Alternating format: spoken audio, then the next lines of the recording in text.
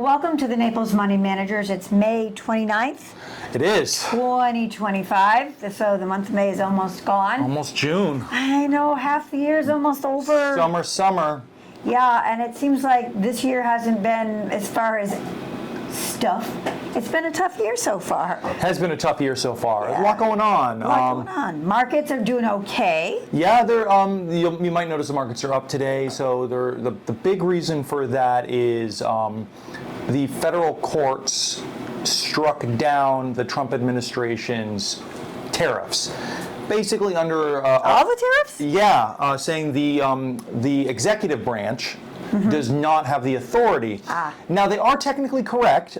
Trade relations typically lie with Congress, so we'll see if that meets the test. But for the moment, all tariffs are paused, so the markets are up on that news. So yeah, see, that's the kind of thing when market goes up on news like that or down on news like negative news. Like it's very.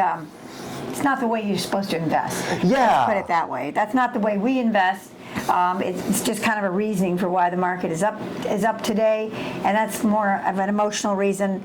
And more, it is a lot of the reason what moves the market nowadays is a lot of emotion, which is why our strategy is so good for that reason, because it is so agnostic in many cases. It really is.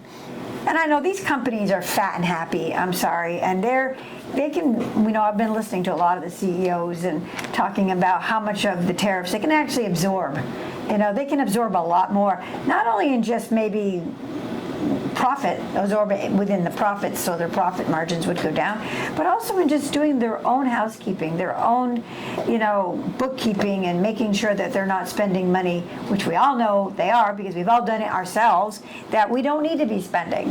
And that just kind of takes you to a bad spot, and it balloons and it balloons and it balloons, and then one day, poof. True, and I do agree with that, but I think expecting the best of our corporations is a bit of a fallacy. They're not going to do anything unless mandated. So I know that's probably true. It's 100% true. Walmart's not going to cut their profits out of the goodness of their heart or because the administration said they should. They need to be compelled. Yeah. So if the only way I think of these tariffs are not passed on to the average consumer, which is what we're all trying to avoid, is if there is some kind of addendum saying, listen, Walmart, or listen, Apple, or listen, blah, blah, blah, you need to pony up because you're fat and happy. Right. But without that, there is a very real chance that we see these corporations try to pass it on to the consumer. Well, and that only works so long, right? Absolutely. You can only pass so much on to the consumer, and consumer's like, hey, we're not. I won't buy that anymore. Yeah, we're not stupid. We don't need that. Yeah. We'll use last year's Apple phone or whatever they happen to have. They're not going to upgrade. So, it all comes back at the end, and it's a cycle. Everything is a cycle, and you just have to be able to weather the storm through the cycle, because it's like a little, what do you call those, like a tornado, a hurricane cycle. There you go. And anyway, so let's talk about some other things. I had a lot of things I was going to talk about today. One of them was what us baby boomers can teach future retirees. What? Yeah. That would be you. You guys retire? Yeah, no. That's the problem. It is the problem. One of my daughters always says, if these baby boomers would ever retire, we could actually move up the ladder. No. Your general retirement plan seems to, not saying you, but your generation seems to just die in your job. Like that really does seem to be the retirement plan for most. I'm out in a pine box, Yeah. But and then it's that work ethic. So there's a couple things I was going to talk about where we changed our mind today. It was going to be the case for active management, meaning a manager like us who actively makes decisions in your portfolio versus just owning an index, which there's some good statistics in here. Well, I can make a good example to that, and it's something we talk about a lot, just real quick to digress about that, about active management. And as sure as many of you have noticed, if you've been doing this for a while, is your manager will often underperform the market. So you probably asked your question, well, why am I paying this guy or this girl to manage my money if I could just put it in an index fund and do better? Set it and forget it. Set it and forget it. Exactly. Absolutely. And Dawn is... Set it and forget it. That's very true for a lot of younger investors. But for people with assets, with actual things that they want to preserve, a lifetime of achievement, that's when you want a money manager, because we really don't earn our salt when the markets are going up, anybody can make money then. What is it, rising tides, raise all boats or something like that? Yeah, or But when the tide goes out, who's naked in the water. exactly, folks. So when the market goes down, when you have an 18% down year like we had in 2022, not that long ago, you don't want to eat that entire downside. You want a manager who's managing your money and protecting it on the downside. You want someone when the market's down down 18 to be only down 7. So one of the things it talks less. about is that active managers try to always beat the indexes. That's not what we do. Not at all. So we're kind of rare in that regard. Most active managers measure themselves against an index and they try to beat it. We just try never to do as bad as it does. And then over the long term, I always say instead of the roller coaster, and you should get out on the middle of the ride, you're going to die, right? 100%. You want to be like the teacup or something like this so that you could hop off if you had to, but the ride's not so scary that you can stay on the ride. Yes. And that's what our objective really is. Yeah, we're the tortoise. We're the ants and the grasshopper. So the tortoise. We are the tortoise. Yeah. But it's really funny. Have you ever seen a tortoise actually race a rabbit? No. So we're in the age of the internet. So people have actually set up this experiment where they have like a bunny. A real bunny? A real bunny. Okay. And they have it like in a lane, and they have like a tortoise. And they race them against each other, and rabbits are very quick, but they get distracted. So it'll run and start eating grass, where the tortoise just plods along. Well, that's the whole point. It literally is the whole point of the story. Point. So one last thing I wanted to say about this whole active management, because it happened recently, and I thought it was very, very cool. So last week on Friday, the administration, we're talking tariffs again, had announced that they were putting increased tariffs on Europe. Because Europe was not coming to the negotiation table. And they were going to put increased tariffs on Apple because they really want iPhones to be made in the United States. Probably not going to happen. Markets fell on Friday because of that news. Quite a bit, 3%. It was a pretty big slide, all in all.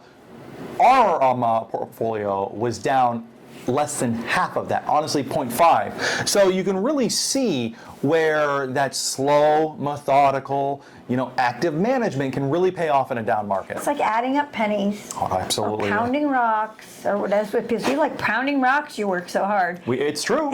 And we really do. And I have a lot more actually to say about all those subjects, but I'm just going to mention one other thing is when the markets do drop, so I'm going to save this one for when we have a down market. Okay. There's all kinds of strategies that you can use for estate planning that take advantage of a down market.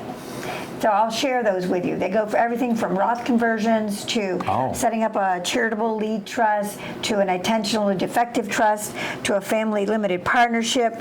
There's all kinds of ways to swap assets out of irrevocable trusts to make sure you get a step up. So anyway, there's... Dawn is a planning wizard. No, I'm not. Okay, yeah, I'm a wizard. She absolutely is. I just need a longer hair and beard. Yeah. But anyway, but right now, let's talk about something that people don't talk about. And this is adults that have challenges, and we'll call them financial challenges due to emotional or physical disabilities. Yeah, aging is difficult, folks. Even if you're healthy, and you have all of your faculties, aging is difficult. And if you don't have those things, for whatever reason, it can make things really difficult, both for yourself, for your children trying to take care of you, and it doesn't necessarily have to be that way. We do a lot of planning for afterlife, legacy, things like that. But having like long-term care, contingencies like that in place. Yeah, even in the baby boomer thing, it talks about this whole aging in place thing. Well, you don't want to convert your home after the fact, you know, that you now need a wider door to get in with your wheelchair, and the shower has to be this and that they should be built that way now. I mean, that's one of the things that baby boomers are sharing. A great point. Why build it with a narrow door when you can have an extra wide door? I mean, this doesn't make any sense. Or standing shower, like those ones. At least one in the house, or everything on one floor. But we're talking a little bit about, too, things like Marchman Acts and Baker Acts and how they actually work, people don't really know there's a difference. A Baker Act is generally one who's in danger to themselves and others. Yep, psychological in nature usually. Right, and a Baker Act is somebody who's just in danger to themselves, not taking care of themselves properly. And you can Baker Act somebody through, and they can keep them in the hospital for 3 days. Yep, maximum 72 hours. Okay, and then after that, a doctor has to commit them somewhere if Yeah. they need further care. But let me tell you something, when you're dealing with adult children or adult parents, it becomes a nightmare because they are adults. Yeah. And they're very good, both the children and adults, at convincing all of the people that they're fine. Yes. And the system wants to believe you're fine, folks, because the system is overtaxed. There's not enough to go around, and at the end of the day, if an adult can seem like they can sort of keep it together, the system's going to let them. Right. So that makes it very, very difficult, as Dawn is saying, to take an unwilling adult who doesn't believe they have a problem or whatever, and get them the help they need. So it's and we're going to probably end because we're going to go too long, but so I would suggest we have a situation like that, and you've gone back and forth and done everything you possibly can, and now all it's doing is really, because most of those people just want to talk, they don't really want your help. That's true. I mean, that's the reality. They don't want your help. But you may have to apply for a formal, legal, full guardianship. Yeah. And that would be your only way to control what's happening there so that it doesn't too negatively affect your own life. So just some things to think about. And that's like having children's, folks. If you take someone's autonomy away, it's just like having kids again. You got to go to all their doctor's appointments. You got to sign all of their medical forms. You got to do everything for them that an adult can no longer Right. do. It's hard. When you do guardianship, you virtually take away their right to do anything. Yeah. Choose where they live, choose their medical care, their finances. It takes away all rights and puts that on the guardian, and you have to report to the court.